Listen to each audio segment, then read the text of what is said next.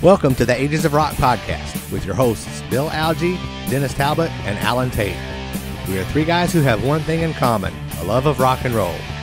Our goal is to talk about all things rock. We hope you find this show intriguing, funny, and occasionally highly opinionated. Enjoy! Hey, welcome back to the Ages of Rock podcast. It's Bill, Dennis, and Alan, and our very esteemed and special guest, Philip Shouse.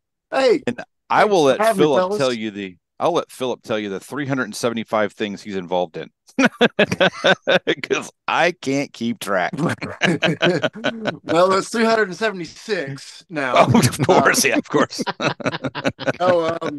Lots of fun stuff. I just got back from Accept's European tour. Just got back 2 weeks ago, and it feels like a year. I've covered so much ground and done so many things in that 2 weeks, but we will, I'm sure, get to all that stuff. But that's the main thing. We're heading to South America next month. I'm playing with my old pal Rodney Atkins again. Doing some shows with Rodney, and just got this new mobile motorhome that I'm sitting in. I thought you were showing off your Beatles shirt. Well, that and my guns. So Yeah, the gun show. The sun's not out, so the guns aren't out. So that's how it goes. But yeah, sitting in here in my new motorhome, and I'm sure we'll talk about that as well. That's awesome. For sure. One thing that's different from the last time we've seen you, just like David Coverdale had the greatest hair in the world, and then now you've got this short hair. The next thing we're going to find out that Paul Stanley has short hair and he wears a wig on stage. And he wears two wigs. He wears a wig in regular life and wears a wig on the stage. So what got you to change it? You had some great hair, dude. It wasn't as great as it used to be. It really wasn't. That was the main reason. I kept looking at pictures and my 30s, it was just absolutely fantastic. It was great. And I had COVID 3 times, and one of the longer lasting things was COVID hair. It broke off. Wow. Like it would break and it got real thin, and mine did that. And on the US Accept tour on stage, it was ruining my shows. I spent the entire show getting it out of my face. I'd actually inhaled it up my nose and down my nasal passages on one show. Wow. I was eating it all the time, and I was like, I am done with this. That's why I got rid of mine. See? Yeah, that's why I keep mine trimmed back now. It's the same. See, Alan gets me. It's the same thing. So yeah, I am going short, and I just didn't want to be one of those, rocker guys getting older where their hair is just like, it just doesn't look good anymore. I'm not going to name any names, but there are a few, and it's like, I'm not going out like that, man. I'm going to go out like I've had 2 haircuts in my life, Beetle and long. So, well, at least you didn't dye it jet black. Because nobody would have noticed that at all, right? Christopher thought I dyed it brown, but I didn't. Just when you cut your hair shorter like that, it gets darker. Yeah. And he goes, "Oh, so you were lightening it when it was long?" I said, "No, I've never lightened it or color corrected it in my life. It was always a natural color. But when you cut it short, it does get a bit darker. Wow. But it's going to go a little bit longer, but nowhere near like I had it. Those days, I believe, that's a young man's game. Well, I think those days are done." No, I had long hair for a long time, and now as I got older, I've tried to grow it out, and it just looks just fucked up. My hair is, because I went a lot of gray, so it's real thin. And what he's trying to tell you is he looks like a Brillo pad now. Yeah, but I'm telling you, I look like Doc off of Back to the Future. He gets that fucking frizzy look of shit. It's terrible. That's a good look, though. I like that.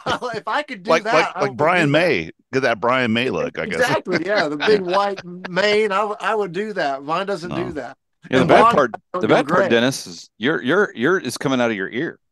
That's true. That's where all your hair is coming. It's coming out of your left ear. It's growing in places I don't want it. I identify with the hair growing on your ear stuff. Since we started using in-ear monitors on stage, that's when you really notice, because you go to plug that thing in and one of them ears will get stuck down in your ear canal. pulls on that little bump that sticks out. It's like, I got to trim my ears before I can do a gig now.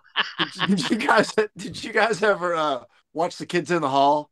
Oh yeah, Yeah. love that. So there was a really funny skit on there about this businessman forgot his nose hair trimmer I on didn't the see that one.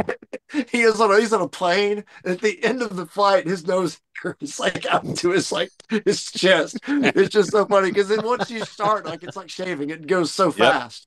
Oh, And Yeah. that was the funniest skit. yeah, There was Dave Foley, I think, in that one. yeah. I love those guys. They're funny. It was so funny. All right, so Funny we're stuff. way off of things. So anyway, What are we actually talking got about now? so we got to see you actually the first show of the Accept tour. It was in Nashville, and Yeah. actually, Some of us got to see it. Yeah, Not all of it. Alan didn't go, Two-thirds. but I didn't get Bill to and make I, it down there. Bill and I and my friend and I brought a friend with me, went down and saw that show and was fantastic. That was the third time I got to see Accept. First time was they opened for Kiss, the last Vinnie Vincent show. I've seen them open for Iron Maiden years ago, and then They with were you a guys. Power Slave tour, I think, wasn't Yes, it? it was Power Slave Yeah. tour, Wow, yeah. and both with Udo. And like I said, this one we saw was fantastic. It was Thanks, I mean, Dennis. it was awesome. Great night. The whole tour went really, really well. Because the previous tour we did was the summer tour, and we did 17 shows in 3 months, Wow. and that was all we did. So that was kind of like, the shows got in the way of my European vacation, pretty much is what that means. But getting back and getting to a proper and that was my first full on tour as a member of the band because I joined right before everything stopped. And so getting into a rhythm like that, and when we hit the road, we're already tight. It's like we're well rehearsed and a well-oiled German metal machine. But getting into it and playing that many nights, 3s in a row, 4s in a row, it was a busy, busy, busy schedule. And everybody probably heard Mark had to miss a couple. We all got the sickness, but Mark, as I can play sick. It doesn't really bother me, but Mark can't. And the Pastor McMaster from the Church of Disaster, Jason McMaster, came out and saved the shows and came out and was absolutely awesome. And he was a great hang too. So we finished the tour and it was great. Had a good time. McMaster also filled in on a couple of the shows when Armored Saint with John Armored Bush. Saint was opening for Wasp. I was as much as I like Jason McMaster, I was really sweating that because when I see Armored Saint, I want to see John Bush. Yeah. So by the time they got to Nashville, Bush was back in, and you couldn't tell not a single least bit that he had been sick because Armored Saint stole that show. That's killer. For a few of our shows, Mark came back before he was 100%. So Jason stayed out. And so that was they were trading off. Like Jason would do the classic stuff, and then Mark would do the Mark era. And then they'd both sing on stuff. And it was like Jason was just like Flavor Flav, heavy metal hype man. It was great. He would run around and high five fans and trade off, verses, and it was really fun. But yeah, the Armored Saint thing happened right after the Accept gig did because they saw and heard that he filled in for Mark and said, well, let's get him. And I messaged Jason. I said, so it was who the hell's next? And he goes, I just want my friends to stop getting sick. Is what it was his answer. That is a good answer. Yeah, very good answer. He was great. I'd never met him before, and he was awesome to be with. He was great. Well, maybe if Paul gets sick in these last set of tours, last set of shows, he can fill in for him because people wouldn't know it anyway. Just fly in exactly with the star on, and there you go. Well, he would actually probably he could be sick and it'd be all right. Yeah. It's if the tape machine breaks. Oh, I was trying to not. Yeah, I was trying to. I went there. No. I was trying to give the other gentleman a little props for coming in and filling in, so he wouldn't have to use tapes. But yeah, for sure. Anyway, the Accept show was great. That was a blast. That was a good night. That venue was really cool. It's the first time I'd ever been there. I think the first time Dennis had been there too. Mm-hmm. Yeah, that was primo for that event. It's a really good sounding room. It's it's like a House of Blues type layout, the one balcony and the open floor. And it sounds good. And they treat you well. You can bowl and everything during the day. And threw out my elbow. That was fun. But maybe no more pre-show bowling. But no, I'd seen the Darkness there a few weeks prior to our show, and yeah, we had a really good time the whole tour. It was a lot of fun. So you say you're getting ready to go back out. Where are you going next then, you said? Yeah, we just did the European tour. Right. Just did that, and then we're going to South America next month. Wow. Oh, yeah. For a couple weeks, doing a few festivals down there, and some just headlining shows as well. Well, I look forward to your Facebook feed because you not only do we get to see, hear about the tour, but we get to see everything you see while you're there and all the Can't find places you went. Yeah, can't find that shit. Yeah, like that shit never gets old. Yeah, like dude. catering. Catering is you have a problem with catering. I can't figure that out. Yeah, just can't. Man, you think some of these venues would help you out, but no. But yeah, it'll be a lot of fun. The South American fans are, I mean, it's ridiculous how passionate they are. So we're ready for lots of loud singing along to all the songs and yeah, getting back from that, and then I go back with my old pal Rodney Atkins because Accept is off for several months, and so yeah, got to play with him again. I played with Rodney. Uh, Ended 7 years ago, but I played 6 years with him. And so I stopped in 2017. So I did a gig with him already. And it was kind of like turnkey. I know most of the songs still. And, it's my friends are in the band. And so, yeah, it was a good time. Does he have some new stuff coming out, or is he just going back out? Yeah, we got some new tunes. I'm not sure the timeline, but I think I have 4 or 5 new songs to listen to before rehearsals next month. So I'm not sure which one or ones we'll do of those. But yeah, he's always working on stuff. That's cool. Yeah. So I was going to ask you. Oh, and you have some other new stuff out too. The Rock City Machine Company. Wow. Is public now. So yeah. It's on anybody that follows me or Ryan Cook or Jeremy Asbrock on Facebook or Instagram. We've plastered it all over. We've got one song out called Can't Stop the Train, not to be confused with Can't Stop the Rain from Peter Chris's solo album. Two completely different songs. This one's different. It's got a T in it. This one Can't Stop the Train. And a little bit different feel. Yeah. But yeah, it's on all the things. It's on the streaming things that the kids like to listen to, the Spotify, the Apple Music. It's on the YouTubes. Album's coming out. I have no idea when, but I know we're going to do vinyl. We've talked about cool colors we're going to do for the first pressing, and then if those sell out, what color we're going to do for the next pressing. So it's going to be hard copies out on Lindsley Records. So we did 7 tunes and a cover. So you said if they sell out. I don't think that's really going to be a problem. Well, put me and Bill down for at least one. Yeah, like the way you think. Yeah, I think we're good. Yeah, so let's see. We'll do the one color, and then you got to get the next one to collect them all. Oh, so you've been around Gene once or twice, haven't you? A little bit. You learned that from the master. But yeah, so we're really excited just so you know, I'm sorry. Go ahead. I was just going to say, just so you know, we're going to be playing it on A to Z Radio as well. Awesome. It should be already up. If you can do streaming, it's up on streaming. All the things. We're excited about it. It came out amazing. It was the 3 of us and Marty Fredrickson who wrote all the tunes. Then Marty produced it, and his son Evan played drums on it as well as engineered. That's the logo right there. That's what I was going to ask you. Who played drums on that? Did he play drums on the whole album too? Then played on everything. Yeah, it was the 3 of us, and then Evan Fredrickson, Marty's son. He's just awesome. Really young. I think he's maybe 22 or 23, maybe. But he plays way above his years, and he's a great engineer too. And so he engineered it, and we had a ball making it. It was my first time really being produced and sitting there have songs that we all wrote together and fine tuning them, and it was just I enjoyed the whole process. I pulled up the first song, and it was really good. I liked it. It's slamming. Yeah, it's a good fast driving tune. How long did it take you to make it? Because I know you guys have been all in different places for a while. So did it take quite a while then?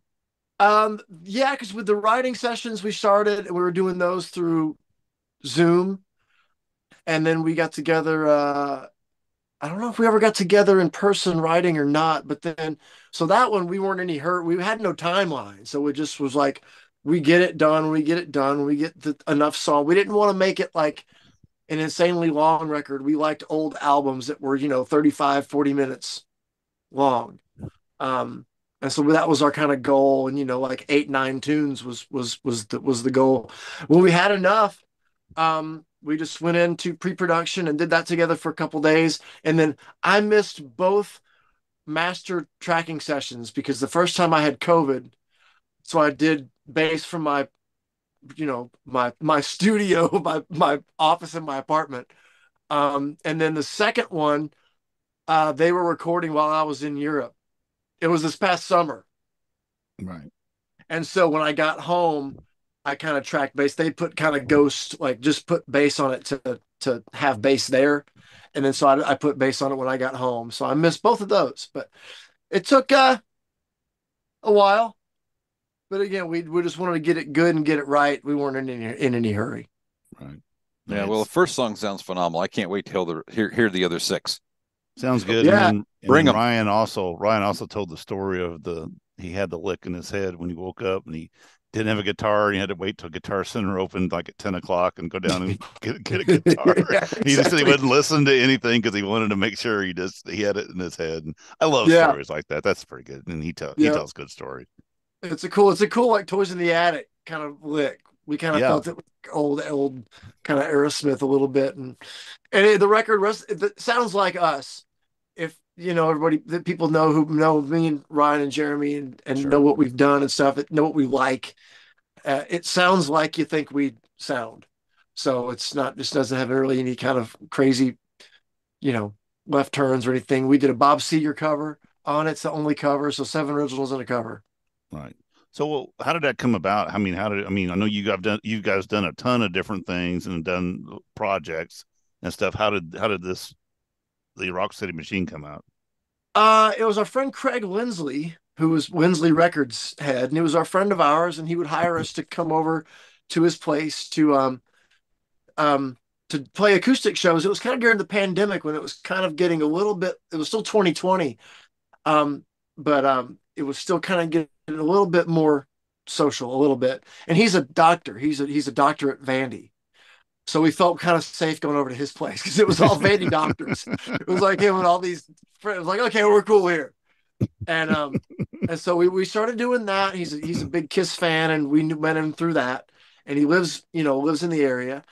And he started the record label, and he did the Eric Carr, the Rockology record, and did a Karabi and the Scream release. So he'd done some rock things and knew John. And he was always telling us, he goes, you guys really need to do an original thing, and I'll put it out.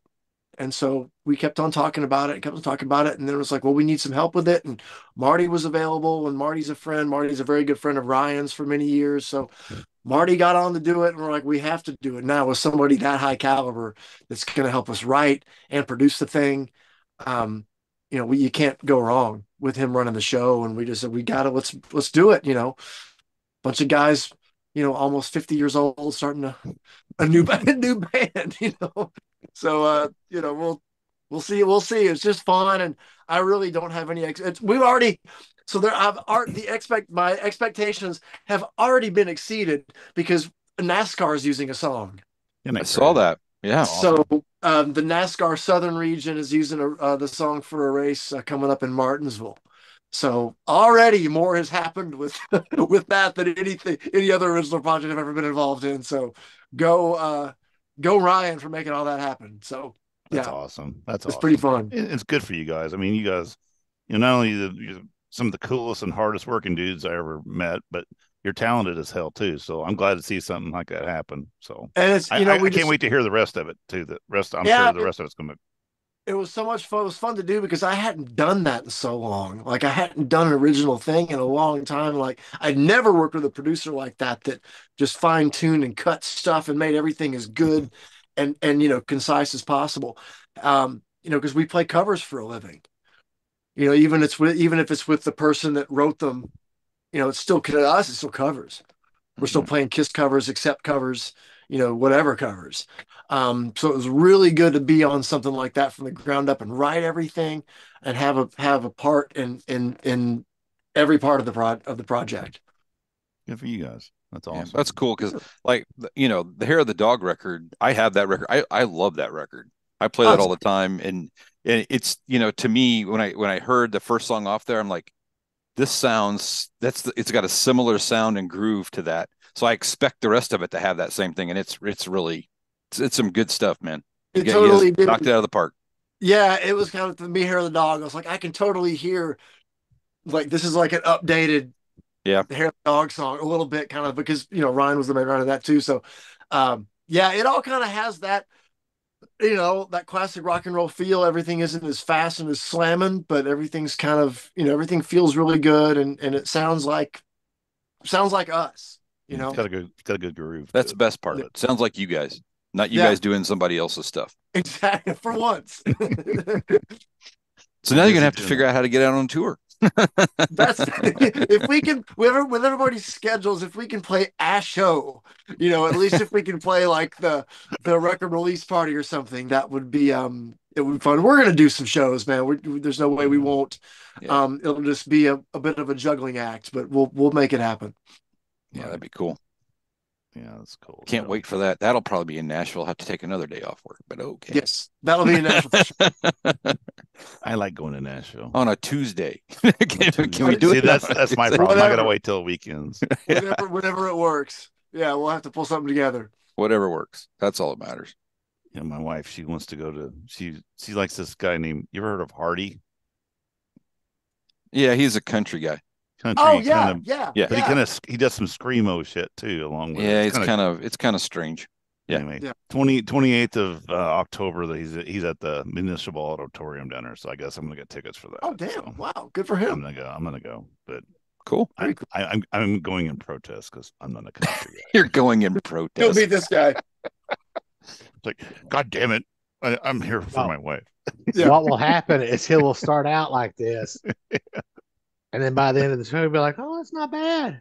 It's kind of like good. And that's kind of like Post Malone. Everybody knows Post Malone for what made him famous. Right. But if you've ever seen this guy play guitar, he's a monster guitar player, and he's a metalhead. Yeah, I big don't time. remember which one it was, but there was an Ozzy tribute or something, and he played and sang.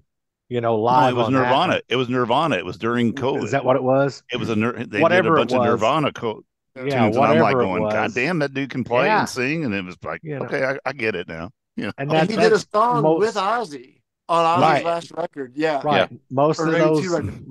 Most of the modern country guys now come from a rock and roll background. Totally. You look at Jason Aldean, and I've said this on the show a bunch of times. Jason Aldean, you can listen to some of his music and tell that dude likes AC/DC. Oh, completely. Aldean is a huge AC/DC fan. All the guys in the bands now are all rock players. I mean, they're all my age and younger. Right. And like once you get to a certain point, like and going back out and kind of revisiting the Rodney stuff and kind of thinking about doing those shows again. And I kind of realized like country fans are maybe the most open-minded music fans because country has a little bit of everything now thrown into it. There's hip hop, there's dance, there's a bunch of rock and a bunch of metal because most of those guys that listen to that music and women, grew up listening to that, but also ACDs. They grew up when I did and more recent than that. And so, there's classic rock, metal, hip hop, and everybody listened to everything. The kind of like extreme metal guys, in my high school, you didn't listen to much else. That was it. And that's kind of not happening anymore. Especially with the folks that kind of stick around and come to the country shows, they like all that stuff. So we're putting some more rock elements into the Rodney show, coming up soon. And they eat that stuff up, because they're fans of that too. They're really open-minded music fans, actually. It's kind of funny. I was down on Broadway one night, and we were in one of the corner bars, and I can't remember exactly which one it is. It wasn't crap. Was it Legends? No, it might have been. Is there one just called Music City or something like that? I don't know that's right. It's one of the triple decker jobs. Anyway, Oh, um, okay. we were in there in the bottom and listening to a band one night, and they kept like people were walking out. It was like, but it was, and they were doing country. And Yeah. I looked around the room, and the age of the room was like 40s and 50. And they were Yeah. not playing any of that stuff. They were just playing their own stuff. And I walked up to the guy, and he goes, because they asked if anybody wanted to hear anything. And I walked up and I just said, "Hey, if you play Crazy Train, this place will go bananas." Yeah. And he goes, "You think so?" And I go, "Here's $10." They started it, and the place lit up. People from the outside came running in. And I was like, Yeah. there you go. Yeah. Like when I was doing shows down there recently, a few years ago, I can't take it anymore. I can't go down there. Yeah. That's too much. But yeah, it was all Southern rock. Tom Petty, Bob Seger, lots of CCR and things like that. It was a lot of the things, and it's that's more of what you'll hear. I think the only place pretty much to hear country is Roberts, Western World. We'll have a good, actually, like a proper good country band in there, but all the other ones have like just, mediocre rock bands in there, Yeah. playing bad versions of Bon Jovi songs. Well, and The I just told him, I stage is said, you like just that. want to, I said, you just need to get more people back in here, and then you guys can go back to playing your country stuff you want to play. But you got to read the age of the people you're looking at, and Yeah, yeah. you missed the boat. It really is. It's a different scene down there just because the age group and the people down there, people aren't coming to Nashville for country. They're coming to Nashville to party like it's spring break, Right. and they just want to go somewhere and hear something they know. And if they want country, they'll probably know to go to Roberts. But, you know, there's there's so many of these triple floor bars now. There's a band on each floor. Yep. So it's like Yep. the number of bands is tripled or quadrupled down there since in the past 20 years that I've been here. Yeah, Yeah. it's so different. It's so wild, man. It's so You crazy. know, It's why I'm saying to get the hell out. it's funny because I play in a country band now, and we had a gig Saturday night, and one of the girls that works with my wife came to see us, and she was like, "You guys really need to go play in Nashville." I'm like, "Don't none of us want to play in Nashville." Well, no, we should not go She's play like, in Nashville. she said, "Well, why not?" And I'm like, "Well, first of all, you don't get paid to play on Broadway. You either pay Yeah, to play or you play for tips. yeah, Second of all, they're going to shout out a bunch of songs that we either don't know or we don't want to yeah. know." You know? And you got to She's play like, 4 hours and no break. right. She was like, really? And I'm like, yeah, they're pretty brutal on the bands down there. Yep. Yeah, People that go down there to play like that play because they're really trying to make it or something. I don't know. and But there's we there's do. there's there's folks who make a living playing down there, but they're doing like doubles and triples a day. Yeah. I That's hard. I don't That's like hard. doing anything that much. Like I Yeah. really don't. Like that's the last thing I want to do was go play guitar for 8 hours. Really, barely four. I don't like playing guitar for 4 hours. But yeah, it's really wild down there, man. It's not what people think, and especially not for the musicians. Right. Yeah, it's a lot more work than probably a lot more work than it used to be because it didn't last as long and it didn't start in the middle of the day or And at 11 or 8 o'clock in the morning. you could actually drive and park in front of the bar and Hmm. unload your gear. Now you can't even drive on Broadway, so you got to park at one of the parking garages blocks away, roll your gear down or up, depending on where you park or if you're coming or going. Um, Wow. so yeah, it's a drag, and I'm fortunate to not have to go down there. Ah, So saying that, so with your now you're in your living space right now, actually, Uh-huh. but you can move that living space. How did that come about? It came about, being in Nashville 20 years, and I was in Hendersonville. I was a little bit north of Nashville. So I was actually a little bit out of Nashville. But even there was getting crowded, and I really disliked Nashville. I really got to I didn't like going. I rarely went downtown if I needed to go. Everything I needed was around me. So unless I had a meeting or something, or going to see somebody. I would never go downtown. Hated it when I had to go to actually the city. Um, and then realized I didn't have to be in Nashville really for anything. I didn't have any any projects that were like took my time every day. I didn't have to go to work at a specific point every 5 days a week. I didn't have to live anywhere because of that.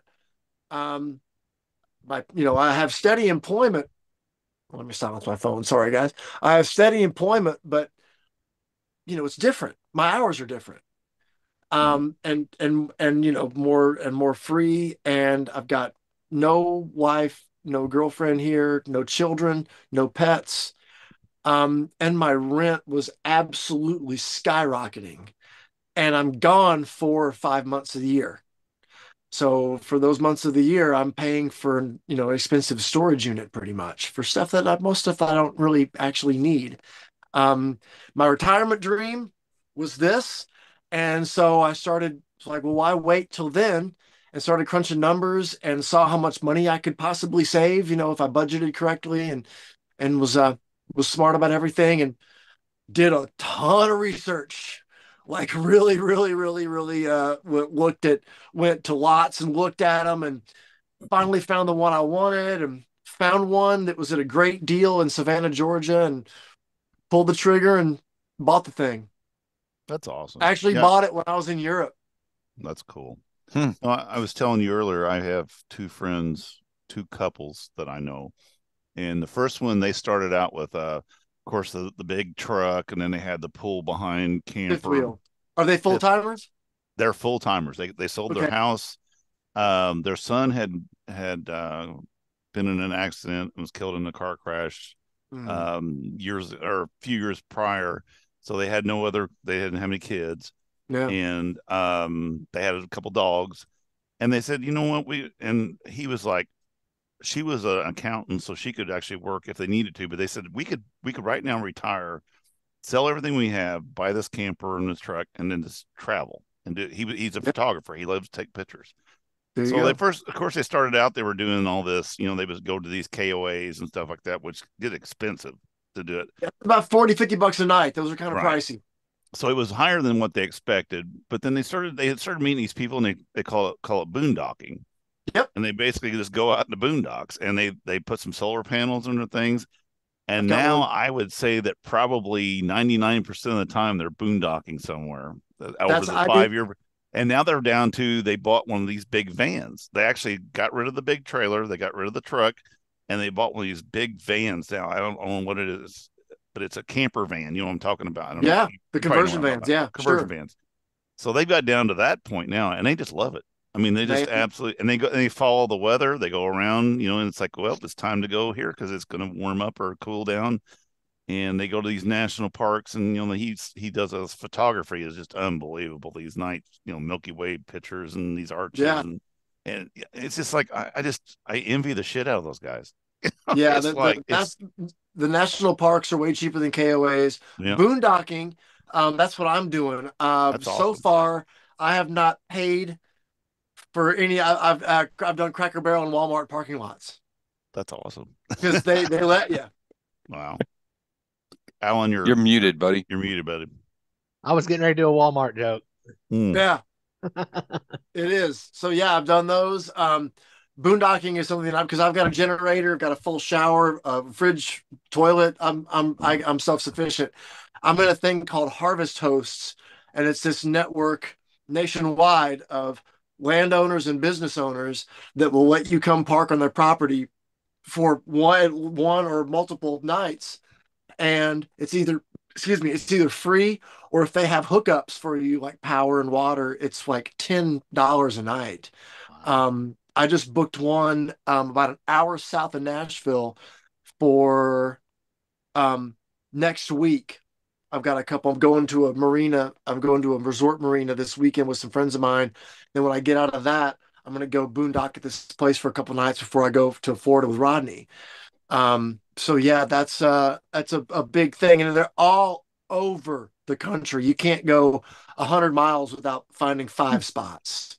That's crazy. So yeah, so those are really, I've done it once before when I rented one just to see how I'd like it, and I boondocked a couple nights this one guy's property, and yeah, it was super easy. It's a cool lifestyle. I'm still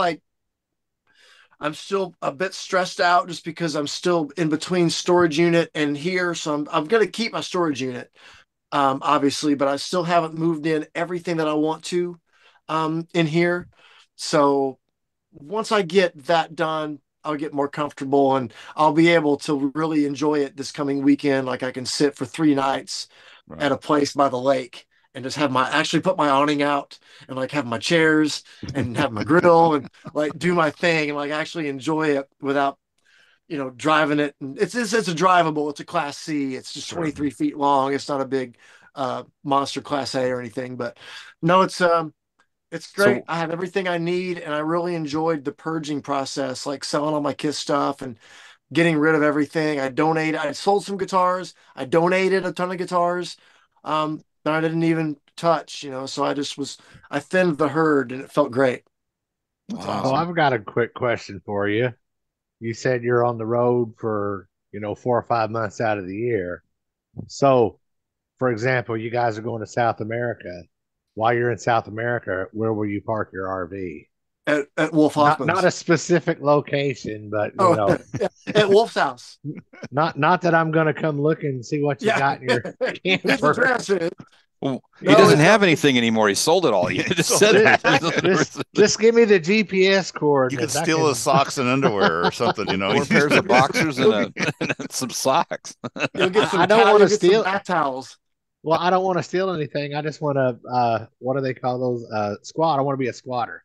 Mm. Squatter, exactly. Crack the lock and come in here. No, I'll leave it at Wolf's place while we're gone because we leave from there. We meet at his play at the studio and kind of get all the gear together. And so I'll just go there and leave it there and That's then cool. pick it up when I get back. And I think by that point, national park season is open. Very So cool. you can get a national park, and there's so many in Tennessee and Kentucky close by where we are. About $25 a night with hookups. Did you get the park pass? That's what Jason and them did. They get like there's a national park pass you can get. No, I haven't yet. That's And something you you get really need to. discounted rates? I think so. You might. I'll have to ask Jason about that. But I know that one thing they said that was probably one of the best things they ever bought was buying that national park pass. Yeah. Because if you spend if you're going to go and see all these places, it Yeah. saves you a ton of money. I don't. Like I said, I don't know if it saves you ton. I would think that they would give you a little bit of a discount on. I would think so camping, too. I think they do. I checked into that. Yeah. I gotta go look at it again. But I joined like a couple things like Good Sam's Club. It was like the AAA RVs, and I've got, I'm warranted to, the gills on this thing for 5 years. Like I'm not a very big fix it guy, which I'm sure I'll learn to be. Right. There's already been some things on here I've had to go like, okay, how am I going to fix this? But no, it's going to be fun. I'm looking forward to the adventure. I'm terrified, but I'm also like thrilled at the same time. So I mean, it's a huge change. It's my complete life is upside down. A year from now, you're going to have a smile from this side of the face to the other side of the face. I'm telling you, everybody that I've talked to that's done it, once they get past that point of Same. Yep. figure it out, then they're like, oh, this is never go back. You're gonna love it when you get your routine done and you figure out things and you know some places to stay. You're absolutely gonna love it. So I can't wait. That's awesome. And if Sounds like I said, a book. I might remind me too. I'll get Jason and M's address or something at their email, and maybe if they've been doing it for 5 years, maybe they can give you some hints too, and maybe something. I love that. Anybody that's got any kind of, I'm finding that out too. A lot of people are like that, or hit me up like, oh man, my neighbors do this, or my old neighbors took off 5 years ago. That they just left, and my cousin does it. Just found out. I think he just bought a big plot of land in Michigan, and he's going to put like an RV lot. So, yeah, it's going to be I wanted to do a houseboat thing, but I can't. I can't do boats. I don't know how to drive them. So this is like the sensible houseboat plan. I actually drive this thing. That's awesome. That is so cool. I think you ought to write a book. You know, travel log. Yeah. you can write a travel log, and then you could, you know what, you could, if you're ever in the area in Indianapolis, right up 65 there from Nashville and where you're at, I got a big backyard. You're welcome to you just boondock park at that Bill's bad boy house. right in there. You can All boondock right. in my backyard. I will take it. Anybody that tells me that, I'm happy. I will take you up on that. I promise. I think it's called Bill's Boondock Pad or something like that. Something like that. Yeah, yeah, I got no issue with that. That's awesome. That is so cool. No, but I'm going to be doing a lot of, when I get out to do more things, I'll be posting a lot and doing. Oh, I love your posts. Doing Your videos. posts are so fun. Funny to see how many people invite you over to their house. They're like, "Come on over," and you start a book and start about all of the adventures, people that you've met. Do it. You'll have an RV pulling on your driveway. It's good for me, man. I got no issue with it. Guaranteed. Hey, Philip, we talked some about last night. I want to bring this up now. It's a serious question. Many people struggle in silence, and you've been really out front and transparent about alcohol issues that you've had over the few years, and now your sobriety. Do you feel that, putting that out there as transparent as you do does help keep you in check? Is that a reason for that?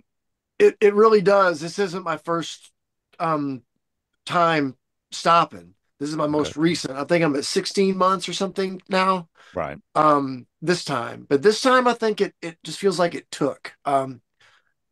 It does kind of two things. It helps keep me in check, and I guarantee somebody that's listening to this is having the same kind of questions that I had. I'm like, do I have a problem? How do I have a problem?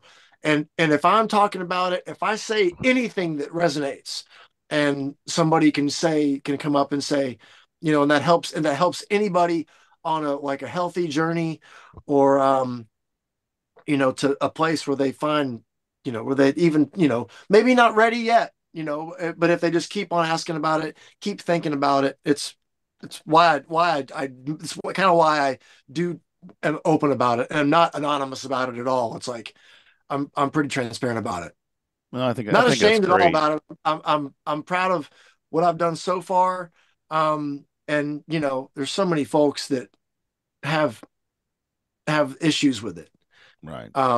Nothing to be ashamed of, at all. I'm not at all. Well, and being in the position you are in the business you're in, in the band situation, that you're that's probably the worst situation to be in if you do have an issue with alcohol. I mean, you're going to be everybody's there. It's always a party, even though you're coming into town. It's just another job, but you're coming to somebody else's. Hey, it's just, you can't do that. You can't be that person. That's the whole point. It's always around. But a lot of the groups you'll find have either half sobered up or totally sobered up, and a lot of folks don't get into the non-alcoholic beverages. I do. I love the NA beer has gotten fantastic. On like a craft level, like they're doing IPAs and porters, and they're making like Trappist Monk, like that kind of stuff, and like barrel aged, and they're getting so crafty with it. Whatever you like to drink, I guarantee you can find a beer. Now the spirits aren't quite there yet, but that's why I have teamed up with my partner and my friend in Australia, and we're working on a alcohol-free line of spirits. Wow. Nice. And cool. they do exist. They're reminiscent of their alcoholic siblings, but it's not like a dead ringer. You can't substitute it. And that's what I want to do. I want to make stuff that you can substitute. If you like old fashions, you can substitute our whiskey in there and you can't tell. If you like margarita, you can throw our tequila in there. Gin and tonic's the same thing. So I want that level of like a clone, Right. complete dead ringer. A lot of folks don't like those, and they which is fine, but they help me. I think they do help a lot of people. And it gives them, if they do go out, it gives them more of an option than tonic water and O'Doul's. Right. So nobody likes O'Doul's. I mean, everybody's going to do this different. I mean, the whole point is, like you were saying, the other day, it's like, everybody can quit. You got to have to want to quit. That's the You whole point. you can't do it for anybody else or any other reason. You can't do it for a job. You can't do it for a partner. You can't do it for any other reason than like, okay, I've had enough of this. Right. And that's the only way you can do it. And I've felt that way really twice. Right. The first time I stopped for 5 years, that was from 2005 to 2010. And I've stopped for some months. I stopped in 2020 for a while, and that's when I discovered all the good, all the good alcohol-free beer. Then I started back, and then I got off the Kiss cruise in 2021 and was like, done. Done. Yeah. And that's 16 months ago, or roughly. So right. that was it. So it just is about when you're ready to do it. Right. And that's, you can't do it anytime sooner than that. Well, like I said, I do enjoy, like I said, even though your comedy stuff you do on Facebook's comedy gold. Trust me. Thank you. But I do appreciate, but no, I do appreciate, that too. You're kind of your little, just helping people out and being honest about it and doing this and doing that, Yeah. Like I said, if you help that one person, that's a great thing, And I have, and I'm not bragging, but at all, but people have hit me up because of me coming on here and being honest and talking about it, because it's nothing to be embarrassed about at all. And people will message me and like, how'd you do it? What did you do? How did you know that you needed to stop? All these kind of things. And I think if you wonder if you have a problem, you probably do. Probably do. If you're asking somebody, how do you know? You know. Yeah, and and you might not want to admit it, which is fine, because that's the whole thing. You don't want to admit it, but you probably do know. But I ignored myself for years, just not doing it. And finally, it's like you just have to be honest and go, okay, enough. That I'm closing my tab, so to speak, and no, it's just I got tired of feeling that way, and it's just it's a really popular meme that I see a lot, but it's really rang true with me. And it was, every time I tried to control my drinking, I learned that I couldn't control my drinking. And it's perfect. It's absolutely every time I would go, well, I have a glass of wine. It's like my glass of wine was 2 bottles. And it's no joke. That's right. I mean, in a night, like that was my glass of wine was downing 2 bottles of red wine alone, not company over, just me, right. Making dinner, and then have one while I'm making dinner, and then, one while I'm eating it, and then after. So you can't do that. It was just, it was time. And do not regret. Nobody's ever going to regret stopping drinking. That's another thing that you find out. Everybody that quits, it's like, oh my God, I feel so much better. And you do, it feels amazing. And I've got no desire for it again. I don't even really think about doing it anymore. I don't white knuckle, like, I really want to, need a drink. I don't have that anymore. The desire kind of is gone. And just none of these good things in my life would be happening if I still drank. Right. It's absolutely, like I said, you got this new adventure with not only with your music, going all over the world and every place, but now you got this new adventure with the RV. I mean, go enjoy life, go have fun. I wouldn't be able to do any of that. I know me well enough at this point to know that I couldn't do any of that, and none of this would be happening either, had I, done that. And on days off, now I spend a lot less money. Isn't at a bar, and I go to museums, and I'm actually like getting out and seeing the town and or seeing the city wherever I'm at, and right. Getting out and enjoying it, and seeing more than an inside of a pub, and those were fun. I had fun. I had some damn fun times. I will never say I was all miserable. It was a damn good time. But it just became not as fun. And well, there's a time and an age for that too. I mean, absolutely. Younger, but now we're 50 years old now, or 50. Exactly. I'm 57. doesn't feel this. I'm 47, and it just doesn't feel the same. And I don't know. I just think this time, of all the times I've tried to quit, and a few months, I think it took this time. So good for you. Well, congratulations. Good for you, man. Glad to hear it. But I had a lot of good support too in the beginning. I got with a good group of guys.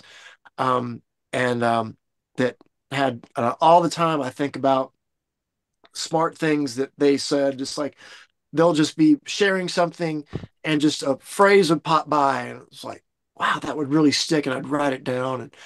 Um and no, it's just all these kind of just little bits of wisdom that they'd learned. And some of these guys have decades, and we're really, really, really, really down and out. I mean, I wasn't wrecking cars or getting arrested or getting in fights. You don't have to be that to have a problem, and to know that you need to stop, and that you may even need help with stopping. Everybody's story is different, and you don't have to be completely on the streets to have an issue with it. Yeah, cool, good for you. Yeah, good for you, man. Thank you. Healthier and happier for it. So that's awesome. What you need now, you need to make some more videos of how to play the songs right. Those videos, you remember those ones you used to teach? Those were hilarious. And the thing is, watching you try to not fucking laugh, and you'd be like, you'd look away from the camera and you'd be giggling your butts off, your butt off, and you'd be well, honestly, because I was doing them, I think of those were live videos. Yeah, and I would be butchering like Born to Be Wild, but not even close. And somebody would comment, "Sounding great, Phil." I'm like, no, pay attention. You don't get it. It's comedy, dumbass. You don't get it. So yeah, I was. I guess I wasn't playing it bad enough, and so yeah, those are a lot of fun. Sometimes when I'm typing things or doing stuff, it's like my humor just quite isn't coming across. They think I'm serious about this. So yeah, I got it and I enjoyed it. So. I'm not serious about anything. That's awesome. It's good to know. All right. If is he serious? Probably the answer is no. That's what I tell people. Anytime somebody gets mad when I say something, I'm like, "You have known me all your life. Have I ever been serious?" Yeah. No. You're going to know I'm serious if When I'm mad when I'm saying something to you. Exactly. It's like, you will know. You will know I'm serious. You'll know. Yeah. Yeah. One of the girls at work the other day, I work in IT, and she called me for support for something. I'm like, "Oh, ain't that too bad?" She really got upset. And I'm like, "Girl, I was playing. I came right out and fixed it." And she swear all day long that wasn't why she was mad, but yeah, it was. Yeah, it was. Yeah, you were foot hurt. Yeah. Well, awesome. Well, good luck with that RV, and good luck with all the playing coming up. And thank you. Hopefully, we'll run across you here soon. Because, like I said, I wish you would be at the Rock and Pod, but you're going to be out playing. I'll be RVing. RVing, there you go. RVing.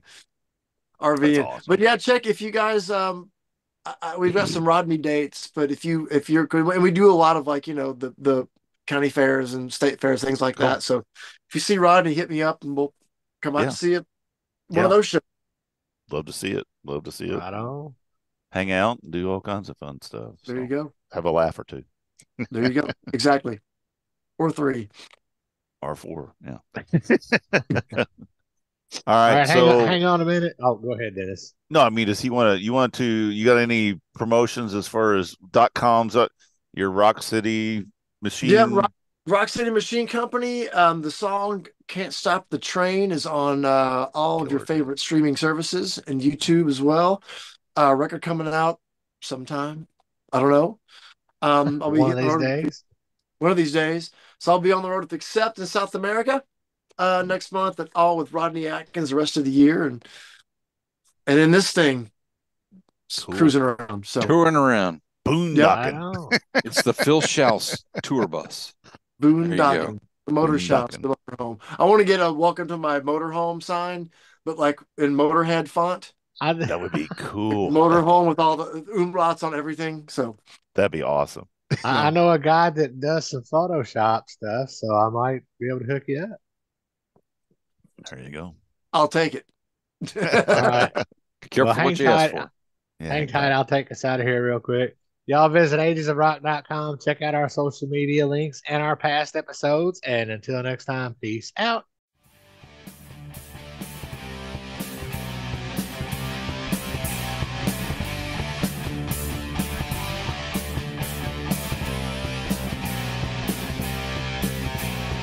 Thanks for listening to the Ages of Rock podcast. If you haven't done so already, be sure to subscribe to our YouTube channel, like us on Facebook, and most importantly, tell tell all your friends. Remember, you're never too old to rock. Until the next episode, peace out, folks.